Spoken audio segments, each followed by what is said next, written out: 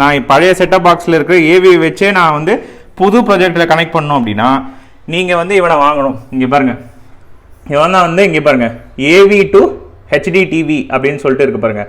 நான் description link கொடுக்குறேன். So இவனை பர்ச்சேஸ் பண்ணிட்டீங்கன்னா நீங்கள் இன்புட் வந்து ஏவியில் கொடுத்தா அவுட்புட் வந்து HDMI கன்வெர்ட் பண்ணும். அது இல்லாமல் இது வந்து பவர், சரிங்களா? இங்கே கொடுத்துருக்கிறது வந்து பவர், இது USB பவர் போட்டு ஏதாவது ஒரு USB போர்ட்டில் கனெக்ட் பண்ணிட்டீங்கன்னா முடிஞ்சிடுச்சு. ஸோ இங்கே பார்த்தீங்கன்னா 720 பிக்சலும் 1080 பிக்சல் இருக்குது பாருங்கள்.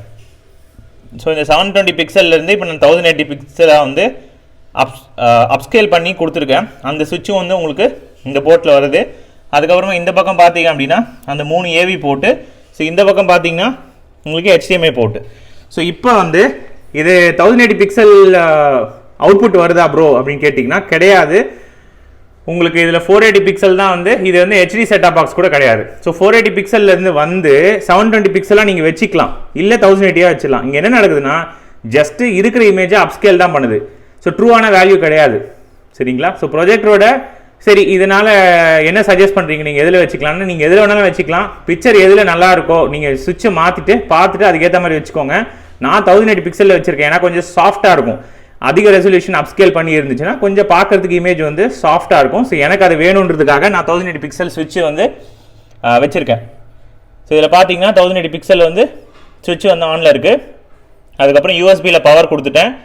இந்த பக்கம் வந்து HDMI கேபிள் இருக்குது பாருங்கள், 2 மேல் HDMI கேபிள். ஸோ இங்கே வந்து ஃபீமேல் அவுட்புட் இருக்கும், அதில் மேலே வந்து ப்ளக்இன் பண்ணிட்டு அதை எடுத்துகிட்டு வந்து இந்த HDMI ஃபீமேல் ப்ரொஜெக்டில் இருக்கும் பாருங்கள், அதில் இந்த மேல் கேபிளை வந்து கனெக்ட் பண்ணிவிடுங்க.